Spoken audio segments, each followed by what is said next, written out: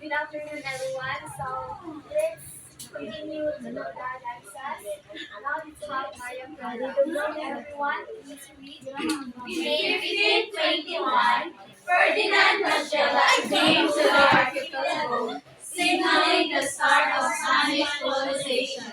However, the Spanish didn't get a foothold in the Philippines until 1565. 3 centuries of Spanish rule left an imprint on the Filipinos. Many of them converted to Islam.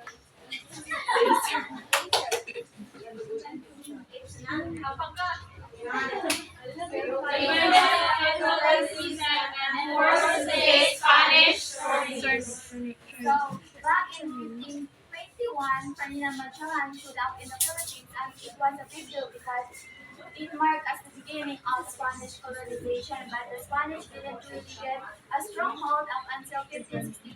That is when they started to settle and to take control.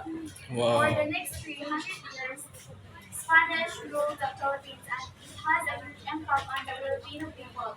Many Filipino people are converted into Catholicism, which is a major religion in the Philippines nowadays. And also, Filipino people are forced to take Spanish surnames. That's why many Filipinos have Spanish surnames even now. Now, where does Maria Clara fit into all of this? So Maria Clara, that is Maria Clara.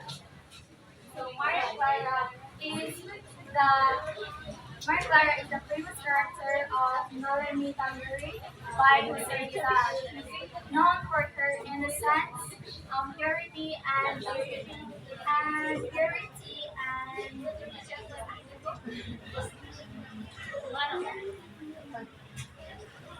then he embodies the ideal Filipino woman on the Spanish colonial period. So to sum up, Spanish colonization in the Philippines started with Magellan. Magellan became strong in 1565 and lasted for 300 centuries. This period influenced Filipino culture, religion, and economics. Maria Clara is a symbol of that era, representing the ideal Filipino woman. Next, focus on it. Please, everybody read.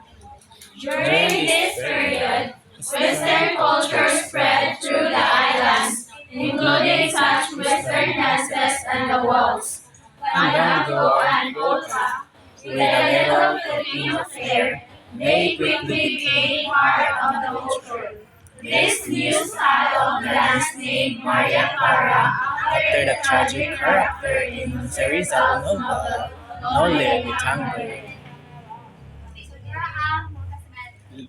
Ano siya? Yung dali. Nara. As you can see, there, the Volcasnayan is more than just a dance. It's a reflection of our history. It's a reflection of our history and how the Asa day? blended here in the Philippines. During the certain period of our history, Western culture made its way to the Philippines, and along with it came dances Dahil sa like video day ba? waltz, Si tango, Marjorie and nakita na Rian. but we Filipinos are being Filipinos. We didn't just copy those dances. We added our own special touch, making it our own particular. So this fusion convert to new style of dances, often called Maria Clara dances. One of the most beloved of these is the Volcasanayan. It's even named after Maria Clara, the iconic character in the Noli Me Tangere by Sarita. So the Volcasanayan is a lively and joyful dance. It usually involves pairs of dancers moving quick glide steps, very similar to European polka but with a distinct Filipino character. The music is upbeat and festive, making it favorite at celebrations and graduation. So the next one is the Varieties time. Please everybody read. Studying your rights, Alongside farmers would gather to sing and dance. These dances revolve around everyday items such as glasses, candles, benches, hats, and bamboo. Because the dances are demonstration, they are often referred to as barrio dances.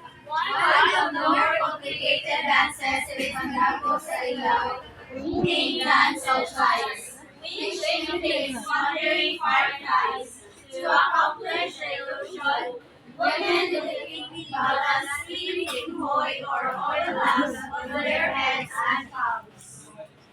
So this dance comes from our countryside, and it is its name from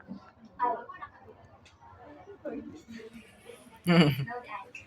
So the Barrio Fiesta is with the community comes together to celebrate their patron saint and celebrate their bountiful harvest and and enjoy each other's company. It's filled with music, food, and games, and of course with traditional dances. One of the most captivating dances you'll see during the Barrio Fiesta is the Pandango sa Ilaw. Version. Parang is the Pandango sa Ilaw. So, Pandango sa Ilaw means dance of light. It imitates the wandering fireflies until accomplish the women will delicately balance the tinhoy in their hands, in their heads, or in their palms. And so, the Pandango sa Ilaw is not just a beautiful dance, it's a symbol of the light of faith and hope that guides the community. It's a reminder of the importance of balance both literally and figuratively in our lives. So the last one is the Philippines. Please everybody read. Philippines, the national dance, is considered the oldest of the Philippine folk dances. The dance, which comes from the countryside, takes its name and movement from the tinikling bird as it roams between grass seeds, crushes tree branches, and avoids traps set by farmers. Dancers skip gracefully back and forth while trying to avoid getting their feet caught by low bamboo. So this dance came from our countryside. So it gets its name and movements from the tickling bird. So from tickling bird sa kinakasal. This bird is known for its long legs and how it carefully moves through the smooth grasses and between tree branches. And farmers often eat crops for this bird so that the claim should have to be quick and agile para din sila it's then the tickling bird is quite the muscle. So the dance imitates those movements with dancers stepping and jumping between bamboo poles just like the bird avoiding the trap.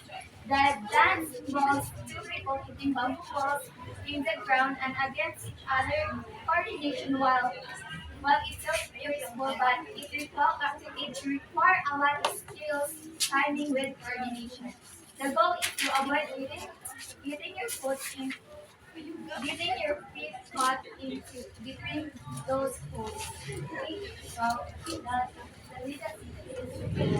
many of these dances survive today thanks to dance groups in the Philippines and abroad. Filipino events organizations at many universities and colleges put on a yearly celebration of performance. That's all. That's all my part. So the remaining dances will be discussed by my cohort.